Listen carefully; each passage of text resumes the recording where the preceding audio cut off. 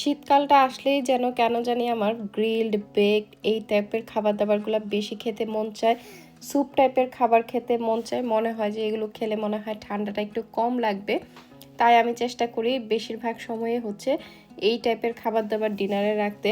আর যেহেতু আমি জব করেও ফিরি, জব করার পরে দেখা যায় বাসায় এসে কোনো কিছু রান্না না থাকলে নতুন করে আর অন্য কিছু রান্না করতে ইচ্ছে করে না, তখন এই টাইপের খাবারগুলো আমি বানাই।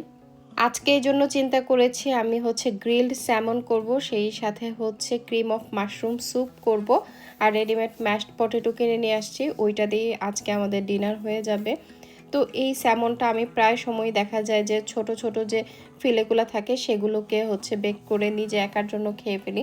তো আজকে হচ্ছে বড়টাই বেক করতেছি। এখানে একটা সাইডের হচ্ছে স্লাইস ছিল এরকম বড়। তো এর মধ্যে আমি একটু ফিশ সস দিয়েছি, একটু হচ্ছে ব্ল্যাক পেপার দিব। আর আপনাদের ভাইয়া সবসময় হচ্ছে এই টাইপের গ্রিল বা বেক খাবারগুলা ও একটু স্পাইসি খেতে পছন্দ করে আর কি, বারবিকিউ টাইপের যেগুলা। তো ওই জন্য ওর জন্য আমাকে একটু বেশি বেশি স্পাইস দিতে হচ্ছে, আদারওয়াইজ এটা শুধুমাত্র লবণ আর হচ্ছে ব্ল্যাক পেপার দিয়েই খাওয়া যায়। তো এই জন্য আমি হচ্ছে মরিচের গুঁড়া দিয়েছি, এর মধ্যে আরও কিছুটা ব্ল্যাক পেপার দিতেছি যাতে করে একটু বেশি স্পাইসি হয়। আর আসলেই তাই, ওরা তো মানে এটা তো আসলে আমাদের খাবার না, তো আমরা খেলে দেখা যায় যে আমাদের টেস্ট অনুযায়ী বানিয়ে নিলেই কিন্তু এই খাবারগুলো খেতে আরও বেশি ভালো লাগে। তো এর মধ্যে আমি এই যে এগুলো একটু ব্রাশ করে চারপাশে মিক্স করে দিচ্ছিলাম। আর এখানে হচ্ছে আমি আরও কিছু সস টস দিব। তো আমি এর মধ্যে আরও একটু অল্প টমেটো কেচাপ দিয়েছি, আর হচ্ছে বারবিকিউ সস দিয়েছি, আর একটু সামান্য হচ্ছে ডার্ক সয়া সস দিয়েছি। আর আপনারা চেষ্টা করবেন যদি কোনো মাছ এভাবে গ্রিল করেন বা বেক করেন সেক্ষেত্রে হচ্ছে একটু ফিশ সস দেওয়ার। আর সব শেষে হচ্ছে এর মধ্যে আমি বাটার দিয়ে দিচ্ছি, কারণ এটা যখন গ্রিলড হবে তখন কিন্তু বাটারটা মেল্ট হয়ে খুব সুন্দর একটা স্মেলও ছড়াবে এবং টেস্টটাও অনেক বেশি ভালো লাগবে। তাই আমি একটু দিলাম, একদম নিজের মন মতো করে আমি দিচ্ছি। এগুলো এমন না যে আমি যা দিয়েছি ওগুলা দিয়ে আপনাদেরকে বানাতে হবে।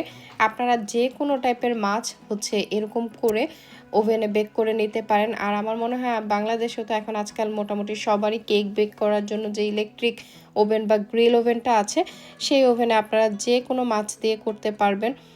তো এটা হচ্ছে বোয়াল মাছ দিয়েও ট্রাই করে দেখা যেতে পারে, যদিও আমি কখনো করি নাই।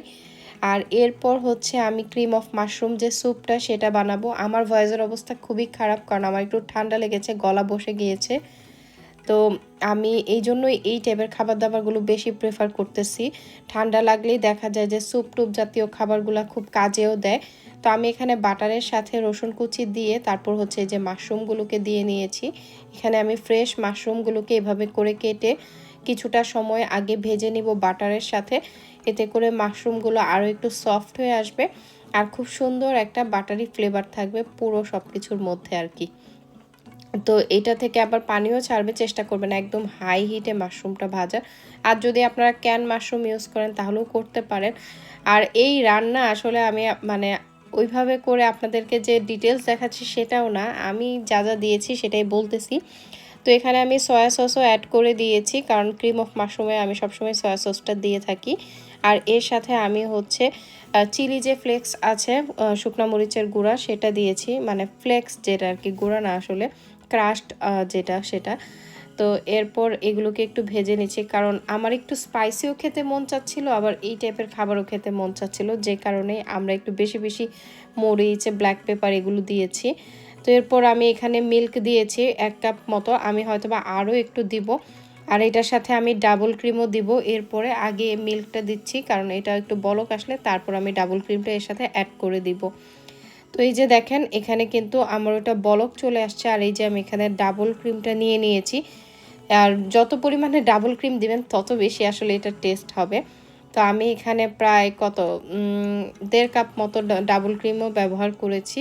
তো এটা কিন্তু ডাবল ক্রিম দেওয়ার পর সাথে সাথেই নাড়তে থাকতে হবে, না হয় লেগে থাকবে। আর এইদিকে চলেন দেখি আমার যে ফিশটা আমি গ্রিল করতে দিয়েছিলাম সেটার কি অবস্থা।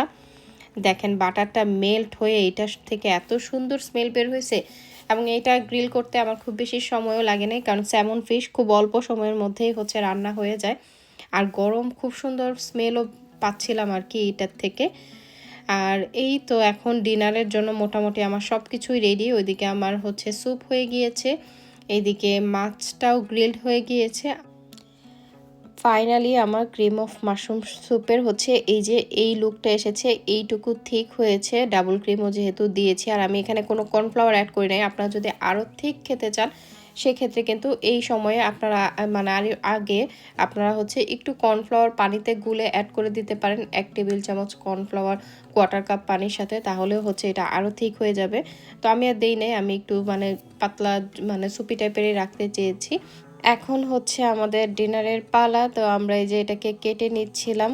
তো এটা আমি স্কিন সহই রেখেছিলাম, তো স্কিন সহ একটু সাবধানে উঠে নিচ্ছিলাম, যদিও স্কিনটা লাগেনি ফয়েল দেওয়ার কারণে। আর এই তো ওইদিকে ম্যাশড পটেটো যেহেতু রেডিমেড ছিল, ওইটা আর আমাকে বানাতে হয়নি। শীতের দিনে ডিনারের জন্য কিন্তু এমন একটা মেনু হলে একদম পারফেক্ট হয়, আমার কাছে খুবই ভালো লাগে। আর একটু ঠান্ডাটাও মনে হয় কম লাগে এই টাইপের খাবার দাবার খেলে।